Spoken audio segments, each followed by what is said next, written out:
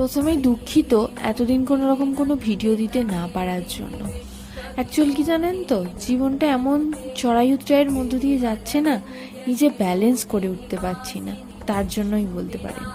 যাই হোক গে, আজকে পঞ্চমীর সন্ধ্যায় আমাদের ঠাকুরের লাস্ট ফিনিশিং টাচ, যেটা ওই মানে গহনা পরানো, চুল পরানো, শাড়ি পরানো, সমস্তটা কমপ্লিট করা হলো। হ্যাঁ, অস্ত্র দেয়া হয়নি, তার সাথে বেদিতেও তোলা হয়নি, কারণ ওটা কালকে হবে।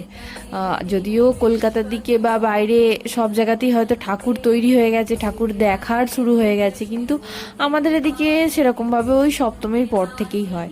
তো সেই জন্য আর যখন এখানে ঠাকুর হয়, ওই পাড়ার বাচ্চা কাচ্চাগুলো জানেন তো কীরকম আনন্দ, সব এক জায়গায় হয়েছি।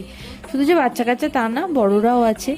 আর মায়ের মুখটা না, সত্যি বলছি, তখন কীরকম দেখেছি, এখন দেখুন পুরো প্রাণটা জুড়িয়ে যাবে। যাই হোক গিয়ে, আপনাদের প্রত্যেকের পুজো ভালো কাটুক এই প্রার্থনা জানাই।